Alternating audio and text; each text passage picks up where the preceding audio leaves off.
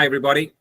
Great to be with you again. And in this latest of the NABCP podcasts, and I'm with Sophie Jordan, CEO of NABCP, who I know most of you will know. And if you've seen the other two podcasts, you'll know we've been talking to Amanda from PCPI and also Martin from ShopSafe about some of the challenges that BCRPs and BIDs face across there and how both those organisations can help and support our really important work. But of course, I've got to talk to Sophie, because Sophie, as the CEO of NABCP, right the way across the country, you will see all of this, all the varying sizes and so forth. Can we just kick off really with something that Martin talked about, which was the importance of data and the importance of information and so forth. There appears to be a lot of confusion around data and the systems and how it's used, and also sometimes data being shared without the support of BCRPs, who obviously are there to help with GDPR compliance and so forth. How do you see that currently in your role, where you see things right across the country? Thank you, Paul. So across the country, there seems to be quite a lot of confusion around the different products and services that are available out there for BCRPs, for retailers to use, police forces to share data on. I think the role of NABCP as well is to kind of help clarify that, hence these conversations. Yeah. So there are some fantastic systems out there, and I would say they're all being very well utilised to their best potential. But if we could have things just joined up a little bit more, that would be a lot easier. For example, direct police reporting would certainly help as well. But I think a common theme, yes, is just that clarity is needed, really. What can BIDs do and BCRPs do to support kind of your work in that? What would you like to see from them? I'm guessing really just that, engagement with us, really, talking to us, listening, coming along to our campfires, because we do deliver a wide range of information out to BCRPs through our communications channels. So just keeping on top of what's going on out there and keeping in the loop. And I suppose it's important for you to get that feedback so that you can liaise and talk to at a national level with both the information system suppliers, but also with those key people you engage with, like the police, like local authorities, like national government, I suppose, as well. Absolutely. It's really important to me to have regular conversations with the BCRP and BID managers out there, so I can hear exactly what's happening on the ground. And when I do talk nationally, I can fully represent their views and opinions. Yeah, I think that's what you said, a word there that has come up in both the other podcasts that we've done. And it's that word of engagement, and the fact of how it needs to be at the best as it can be. Where do you see the challenges of engagement coming, and what kind of tips and advice would you give to BCRPs and BIDs to kind of improve that engagement? When we talk about engagement, there are so many different facets of it. We're talking about on the ground engagement and direct engagement with the BCRP, meaning reporting on BCRP systems, reporting to the police, making sure they're using the radio, attending the BCRP meetings, that direct grassroots level of engagement as well. But we're also talking about the partnership engagement with the police, with the local authority at that local level as well, and all the other partner agencies that all feed into this community safety picture in our local areas. But also on a more national basis as well, I'd like to see more engagement from the retailers, more investment in BCRPs, more support of them, and all big businesses across the UK, as well, right to the top now with the government, who have endorsed the National Standards Accreditation, which is fantastic, and have said that all BCRPs should be accredited. Also, police and crime commissioners would like to see more involved as well. And we're really grateful that we've got Andy Dunbobbin, the lead for business crime for PCCs, will be actually opening our conference. See, that's really good, because that kind of level, and I just want to just delve a little bit into something you just said, because there appears to be almost like a cognitive dissonance thing going on, in the sense of a lot of the national businesses are really behind BCRPs and in words and state. And yet then on the ground, trying to engage and getting some of the data, again, to report data and so forth, appears to be a difference. I mean, do you find that it's something that's countrywide? Yes, it can be. It absolutely can be. There are certain retailers that will say, you know, we only report on one system and we're not going to share our data with the other systems locally. So that is a national standpoint. However, a lot of these businesses are still investing in the BCRPs. They're still supporting them, and they're still willing to engage at certain levels. So we do still have that cooperation, which is really important. But yes, ideally, more data sharing would be the icing on the cake. So I suppose the message there is, even if they're not sharing data with you, with the BCRP, it is hugely important that you engage with them and get them on side, because they can support and be part of it in other ways. Absolutely. And having the BCRP present and active in the local area, they're benefiting indirectly anyway, just from having the BCRP operating. Yeah.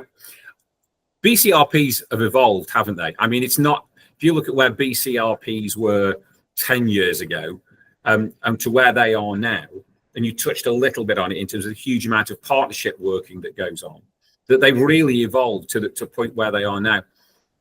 Where do you see them going? I mean, I'm really interested to know where you see them going, given the amount of evolution that you will have seen in your time as CEO. So I would like BCRPs to be statutory, to be absolutely kind of written into legislation that every town and city should have a BCRP in operation, and not just be an optional extra. That would be my absolute wish list for that to happen. There has been so much evolution. BCRPs are now very sophisticated. They've come a very long way from a simple basic radio network and sharing some photographs printed out on pieces of paper. We're now fully integrated in community safety, and that we deliver so much. So with BCRPs, they've come a really, really long way since those days. The delivery, the impact, and we're talking about the whole community safety agenda with projects like Ask for Angela, Best Bar None, linking with homeless charities. There's so much diverse, holistic approach that they benefit the community by.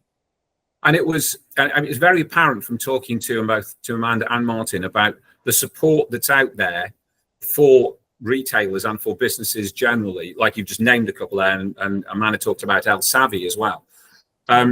That sophisticated level of delivery is kind of almost becoming, that's what BCRPs do naturally. And I think it's really interesting you talk about it mandatory. The issue of accreditation keeps coming up, because the issue of confidence from both the police and the multiplicity of partners, as well as retailers in accredited BCRPs, keeps coming up again. And I know you and the team at NABCP are really kind of involved in that. Why is accreditation important, Sophie? So accreditation is so important because it really demonstrates that BCRPs are effective, compliant, and working really well to deliver for their local communities. And we ask for evidence in a whole range of pillars. So we're looking at the compliance, data security, effectiveness, KPIs, partnership working. So it really is the gold standard of BCRP delivery. And I would just ask one question to BCRPs and bids, which is, why wouldn't you do it?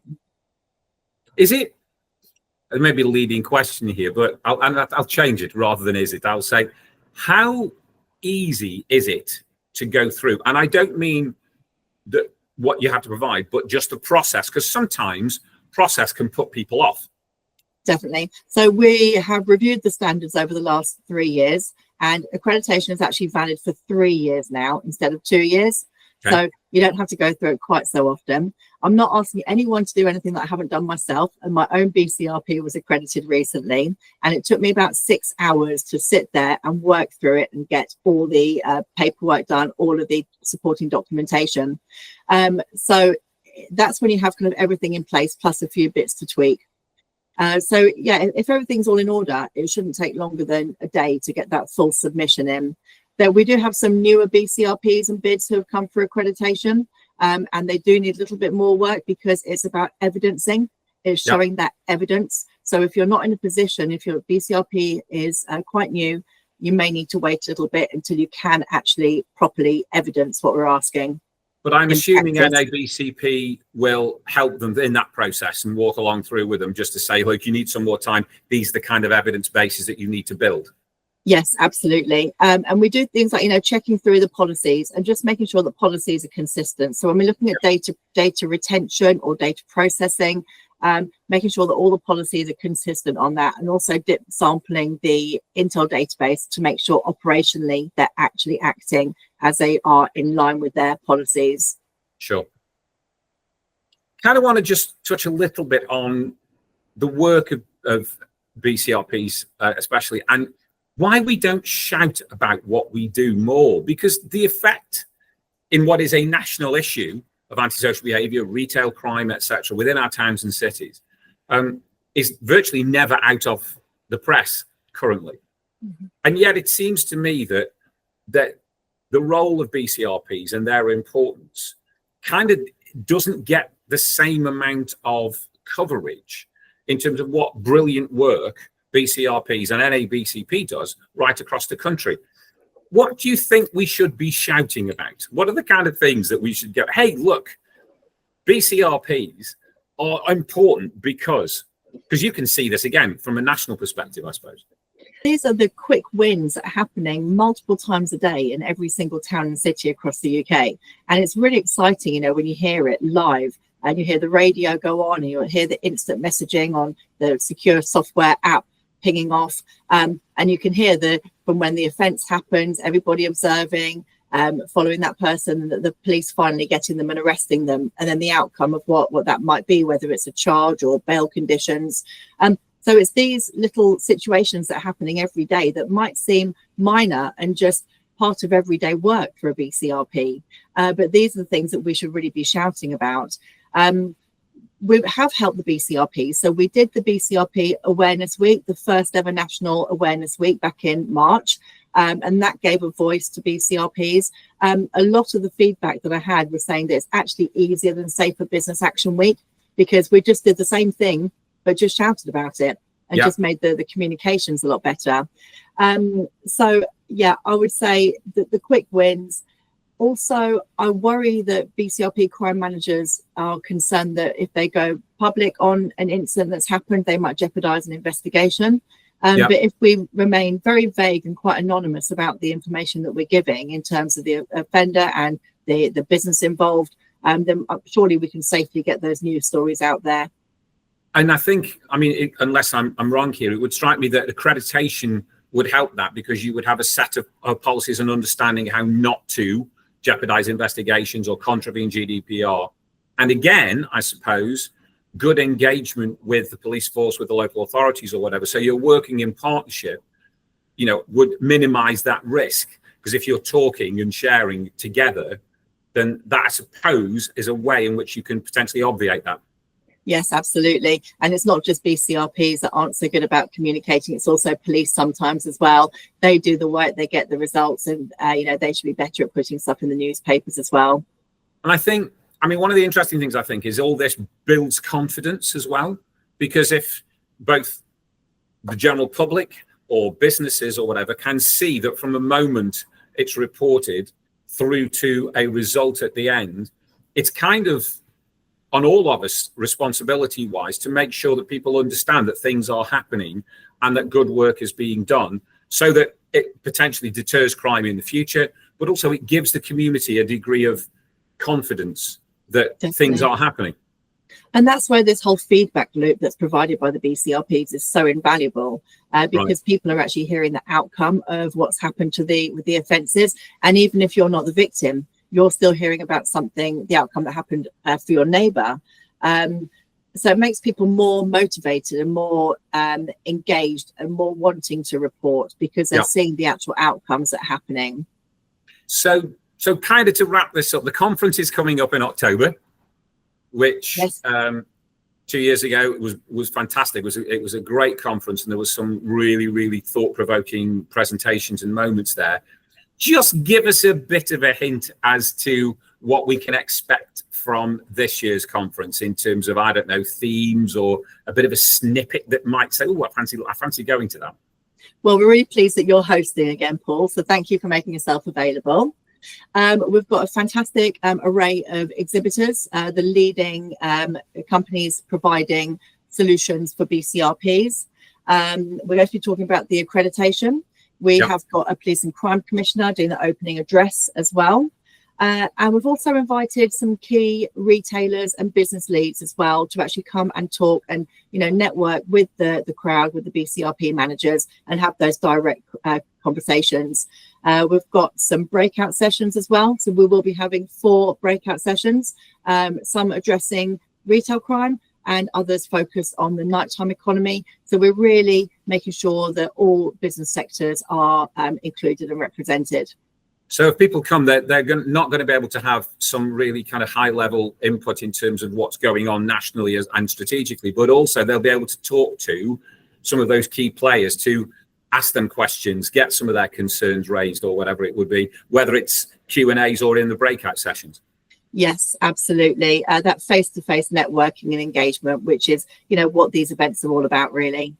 And being a BCRP lead can actually be quite lonely.